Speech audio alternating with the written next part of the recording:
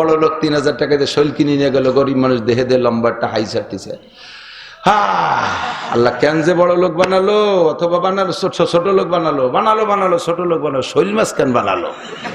কিনে খাওয়ার তৌফিক নেই। আল্লাহকে হাই সাইডে না, ওই বংশের টাহি মাছ আছে, ওই কটা কিনে নিয়ে যাও, একই সাত কদু দিয়ে গুটিয়ে না ভালো লাগবে না। দিস ব্যক্তি যেমন তার জন্য আসবাবো তেমন, ঠিক না? 1 কেজি খেজুর কিনে নিয়েছি সেদিন 1800 টাকা দিয়ে।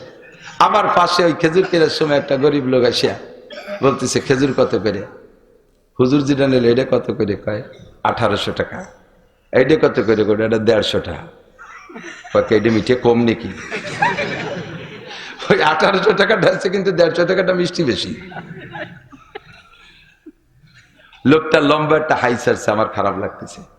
আমি কই, আপনার 1800 টাকার খেজুর কিনবেন? দামের চাউল খাই, এরকম বড় বড় গাবেরাটির মতো ভাত ও খাইয়ে পেটের মধ্যে নিয়ে জমা করে রাখলি, দুপুর 4টে পর্যন্ত হজম হয় না, নড়ে না, গাদা মারি পুড়িয়ে থাকে, কুদাল কোভাবে আল চাষ একটু কমে না, ঠিক না? ওরে যদি 300 টাকা দেবে ভাত লাগে, প্লাস্টিকের হুড় ভাত কামাস তুলোর মতো রান দিয়ে টুনে ওই কটা খাই দিয়েছে, 2 বার পেশাব করে 1 কাপ দিলি শেষ। কাকা আজকে হবে না কাজ করা, ভাত নাই ব্যাটে। ওর ব্যাটের মধ্যে 30 টাকা দামের ওই টাইট গাবের আঠির মতো চাল লাগবে, ঠিক না? আবার বড় লাগছে 300 টাকা দামের চাউল খায়, ওরা যদি 30 টাকা দামের ভাত খায়, ধরাই ইয়ার গানের গুলির মতো ফটফট করে বার হয়ে চলে যাবে, ওর পেটে দাঁড়াবে না, ও হজমই হবে না, ওর পেট তো নরম। কি যে আল্লাহর এই কুদরত দিয়ে গবেষণা করলে আল্লাহর সহজে খুঁজে পাওয়া যায়। কথা কাটা নবী পাক এই জন্য কয়, তাফাক্কারু ফি খামাজে পড়া লাগে, সুন্নতে তো লাগে না? সুন্নতে পড়া লাগে, বেতেরে তো লাগে না? এই 3 নামাজে পড়া লাগে, নফলে তো আলহামদুলিল্লাহ লাগে না? লাগে লাগে। যত নামাজ আছে সব নামাজ আলহামদুলিল্লাহ রাব্বিল আলামিন পড়তে থাকো, তাহলে ওই জায়গায় রব স্বীকার করে আসছো, ওখানে যে প্রশ্নের জবাব দিতে তুমি ভুলবা না, রব তোমার সাথে সবসময় থাকবে। এখন রব কি একটু বুঝাই দিয়ে তারপরে আমি আরেকটা আয়াতে যাই, যাব। রব কাকে বলে? আর রব কি এই এতক্ষণ লাগে ওই ফিট করতে? এটাকে ডিস্টার্ব হচ্ছে। আরে রব বোঝায় যুবক, রব বোঝাও, বুড়োরা বোঝেন, ছোটরা বোঝেন। রব কাকে বলে? যত সৃষ্টি আছে সকল সৃষ্টির রুচি পার্থক্যে, চাহিদার পার্থক্যে, প্রত্যেকের যার যা দরকার করতে পারে, যিনি যেখানে যেমন দরকার তিনি হতে পারে রব, তিনি হতে পারে রব। মারা বাচ্চা পেটে আসার আগে শরীর সুস্থ থাকলে, সাবালেগ হওয়ার পর থেকে আমরা কিতাবের হিসাবে পড়েছি 55 বছর বয়স, শুরু থেকে নিয়ে টোটাল 55 বছর বয়স। তবে সাবালেগ হওয়ার পর থেকে জিনিসটা শুরু হয়, সেটা হলো মিন্স, যাকে বাংলায় বলে মাসিক, আরবিতে বলে হায়েজ। এটা রানিং হয়, একটা পচা রক্ত দেহ থেকে বের হয়ে যায়। রক্তটা এমনই নাপাক, বের হইলে গোসল ফরজ হয়ে যায়, এমন একটা পচা রক্ত। আর এটা ভিতরে থাকলে শরীরের ভিতরে বিভিন্ন রোগ দেখা দেয়, ফুলে টুলে পানি টানি নেমে নষ্টভ্রষ্ট হয়ে যায়। এটা নিয়মিত জারি থাকা, এটা আল্লাহর একটা রহমত, খুদা প্রদত্ত সিস্টেম। এই রক্ত চালু থাকে যেদিন বাচ্চাটা পেটে যায়, তারপরে থেকেই, সেদিন থেকেই ওই রক্তটা বাচ্চা ডেলিভারির আগ পর্যন্ত আর বের হয় না। রক্ত যায় কোথায়? এর কারণে মাও অসুস্থ হয়ে যায় না। ওই রক্ত দিয়ে আল্লাহ তাআলা পেটের বাচ্চাটাকে লালন পালন করে। রক্ত নাপাক, রক্ত হারাম, খাওয়া জায়েজ নাই, অথচ আপনাকে খাওয়াইতেছে মায়ের পেটে। যুবক, অহংকার কোত্থেকে আসে? ওয়ালা তামশি ফিল আরদি মারাহা ইন্নাকা লান তাখরিকাল আরদা ওয়া লান তাবলুগাল জিবালা তুলা। তোমার এত অহংকার, এত বাহাদুরি, এত কেদারি কোত্থেকে আসে? তোমারে বানাইছে কি দিয়ে? তোমারে বড় করছে কি খাওয়াইয়া? তা কি তুমি একটু হিসাব করেছো? তুমি ছিলে কোথায়? হাল আতাল ইনসানি হিনুম মিনাদ দাহরি লাম ইয়াকুন শাইআম মাযকুরা। অল্প কিছুদিন আগে তোমার নাম গন্ধ দুনিয়ায় ছিল না। এখন যার বয়স 100 বছর, 101 বছর আগে তার কোনো নাম গন্ধ ছিল না। এখন যার বয়স 30 বছর, 31 বছর আগে দুনিয়ায় তার কোনো নাম গন্ধ ছিল না। কথা কোন ঠিক কি ঠিক না? আল্লাহ পাক রব্বুল আলামিন বলেন, বানাইছি তোমারে কি দিয়ে? তোমার কি তা মনে আছে? মিনহা খালাকনাকুম, তোমারে বানাইছি মাটি দিয়া। তোমারে সোনা দিয়ে বানাই নাই, রূপা দিয়ে বানাই নাই, হীরা কাঞ্চন দিয়ে বানাই নাই, মণি মুক্তা দিয়ে বানাই নাই, দুনিয়ার কোন দামি পদার্থ দিয়ে বানাই নাই, মাটি দিয়ে বানাইছি তোমারে। কেন মাটি দিয়ে বানাইলাম? শেখ সাদি রহমাতুল্লাহ আলাইহি বলেন, আল্লাহু আকবার। শেখ সাদি রহমাতুল্লাহ আলাইহি বলেন, মানুষকে আল্লাহ তাআলা মাটি দিয়ে বানাইছে। দুইটা গুণ আল্লাহ পাকের অত্যন্ত প্রিয়, অত্যন্ত পছন্দনীয়। ওই দুইটা গুণ যাতে মাটির থেকে প্রমাণিত হয়, প্রকাশ পায়, এই জন্য আল্লাহ তাআলা মানুষকে মাটি দিয়ে বানাইছে। নাশায়াত বনি আদমে খাকে জাত গুলিস্তা পারেন প্রতিবার এদানিং ফার্সি উঠে দিয়েছে, পড়বেই না। ওর মধ্যে যে মজার রাজ আর রুমুজ রয়েছে তা কোথায় পাবা? নাশায়াত বনি আদমে খাকে জাত কেদার সর কুনাদ কে বেরতুন দিও বাদ তোরা বাচুনি তুন দিও সরকাশি না পেন্দা রমস্কা কিয়া জাতেশি। তোমারে মাটি দিয়ে বানাইছে এজন্য যে মাটির মধ্যে দুইটা গুণ আল্লাহর বড় পছন্দনীয়। একটা হলো মাটি বিনয়ী, মাটি নম্র, মাটি ভদ্র, মাটি কোনোদিন বেয়াদবি করে না, মাটি কোনোদিন পায়ের তল থেকে মাথার উপরে উঠতে চায় না, মাটি কোনোদিন যত পরিশ্রম করো মাটিকে দিয়া, যত মেহনত করো, একের পর এক ফসল বানাইতে আইছো, কবি শেষ হইতে না হইতে মূলো, মূলো শেষ না হইতে হইতে পিএস, পিএস শেষ না হইতে আবার তুমি পাট বুনাই দেছো, পাট কাটতে না কাটতে আবার তার মধ্যে কলই বুনাই দেছো, কলই কাটতে না কাটতে তার মধ্যে আবার তুমি ধান বুনাই দেছো। একের পর এক মাটিরে ব্যবহার করতেছো। এক্সকাভেটর দিয়ে খনন কইরা বিশাল পুকুর বানাইয়া 40 বছর পুকুর হিসেবে ব্যবহার করেছো। যত ভাবে পারো মাছ ছাড়ছো, গোসল করছো, পাড় ভাঙছো, মাটিতে কোনোদিন কিছু কয় না। 40 বছর পরে আবার ড্রেজার দিয়ে ভরাট কইরা ওর উপরে 50 তলা দালান জুড়িয়ে দেছো, মাটিতে কোনোদিন কইলো না মিয়া তোমার গায়েটা নখের সরসাই না, তুমি তো একটা কোপ কোনোদিন খাইয়ে দেখো না। এইভাবে কুবাই কুবাই পুকুর বানাও আর বড় বড় পাওয়ার টিলার দিয়ে সইসে আমারে সৌসি করে বেলাও, তোমার গায়ে কোনোদিন কি একটা নখের সর লাগাইছো? এভাবে মাটি কোনোদিন প্রতিবাদ করে না। মাটিতে কয় না যে মিয়া তোমার বউরে তুমি 5 বছর পর পেটে একটা বাচ্চা নিয়াও আর আমার এই যে প্রত্যেক বছরে 5 বার নিয়াও, তুমি এ কি ভাই এটা এনেছো? এরকম কোনো প্রতিবাদ মাটিতে কোনোদিন করে না। কথা কান্টে ঠিক না? পায়ের নিচে থাকে মাটি, কোনোদিন কয় না এখন থেকে আসমান নিচে আসবে, আমি মাটি উপরে যাব, কইছে নাকি কোনোদিন? যে জায়গা রাখো সেখানেই থাকে। জীবন ভরে টনকে টন মনকে মন তার উপরে দাও, প্রতিবাদ করে না। এটাই হলো ভদ্রতার আলামত। এই ভদ্রতা আল্লাহ পাকের পছন্দ হয়েছে বিধায় মাটি দিয়ে মানুষ বানাইছে, যাতে মানুষও ভদ্র হবি। 2 নম্বর, মাটির মধ্যে আমানতদারি আছে।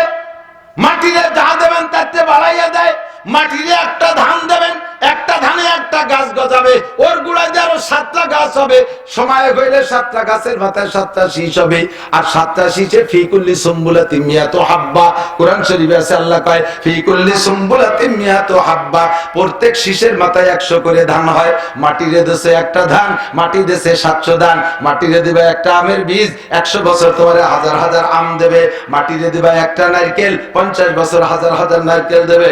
মাটির একটা বীজ দিবা, 100 বছর ধরে তোমারে ফল দেবে। এই আমানতদারির যোগ্যতা মাটির মধ্যে। মাটির মধ্যে খনিজ সম্পদের আল্লাহ সামান্য তেল দিয়ে কয় এ মাটি তোর পেটের ভিতরে টনকে টন তেল বানাবি, তুই টনকে টন তেল বানাবি, জ্বালানি তেল যা সব তুই বানাবি, পেট্রোল বানাবি, ডিজেল বানাবি, অকটেন বানাবি, কেরোসিন বানাবি, তুই মোবিল বানাবি, সব কিছু তুই বানাবি। একটু পুঁজি দিয়ে দেশে সে সারা দুনিয়ার সমস্ত মানুষের চাহিদা পূরণ করে। আল্লাহকে 2টে গুণ আমার ভালো লাগে, এই জন্যই মাটি দিয়ে তোমারে বানাইছি। বানাইলে হ্যাঁ মানুষ তোরে সোনা দিয়ে বানাইতে পারতাম, রূপো দিয়ে বানাইতে পারতাম, বানাইলাম না কেন? মাটি দিয়ে বানাইলাম কেন? কারণ মাটির মধ্যে যে গুণ আছে এই গুণ তোমার মধ্যে অর্জন করবা। তুমি নম্র হবা, তুমি ভদ্র হবা, তুমি আমানতদার হবা, তুমি খেয়ালত করবা না। বাংলাদেশের চোখ লাগে সামনে থেকে টাকা পয়সা নিয়া কানাডা বিল্ডিং বানাবা না। সকালের অভাব পায় না, কানাডা বিল্ডিং। কানাডা চেনেন না? দেশের নাম কানাডা। এই দেশের সব হাইব্রিড টাকা আমাদের চোখের সামনে নিয়ে কানাডারে বিল্ডিং বানাইছে। হ্যাঁ, সকালে না খাইলে কানাডায় বিল্ডিং বানাইছে। তোর এই জন্যই বানাই নাই। 2টে যোগ্যতা তোর। 2 নম্বরে তোরে মনে রাখতে হবে আমি কিন্তু মাটির মানুষ। কিসের মানুষ? শেখ সাদি বলেন নাশায়াত বনি আদম কাকে জাদে কেদার সারকুনাদ কে বেরতুন দিও বাদ। মাটির বানানো মানুষের উচিত না মাথার মধ্যে অহংকার রাখবে, তাকাব্বুরি রাখবে, ফকর রাখবে, গরুর রাখবে। এই সমস্ত অহংকার কেবের মাথার মধ্যে নিয়ে এটা মানুষের কাজ না। কিন্তু তোরা বা চুনি তুন দিও সরকাশি না পেন্দার আমাসকা কিয়া জাতেশি।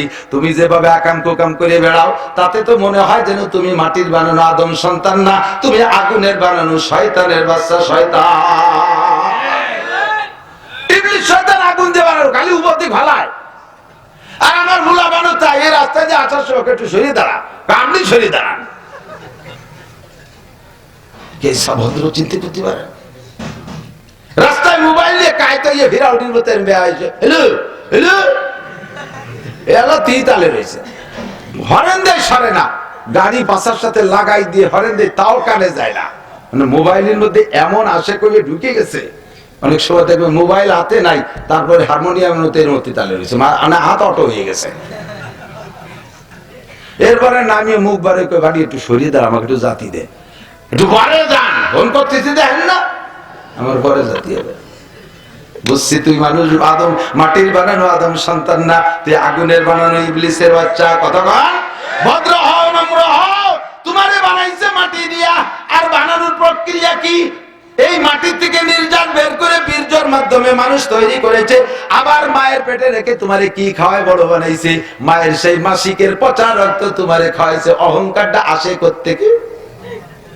একটু পিছনের দিকে তাকাও, ওয়ালা তানসা নাসিবাকা মিনাদ দুনিয়া, দুনিয়ায় আসার কিসসা কাহিনী ভুলে যেও না, একটু খেয়াল করো। এইটা খাওয়াইছে কিভাবে? মুখ না, মুখ পাক, এই মুখ দিয়ে জবান দিয়ে কোরআন পড়বো, আল্লাহর জিকির করব। কথা কন না কেন?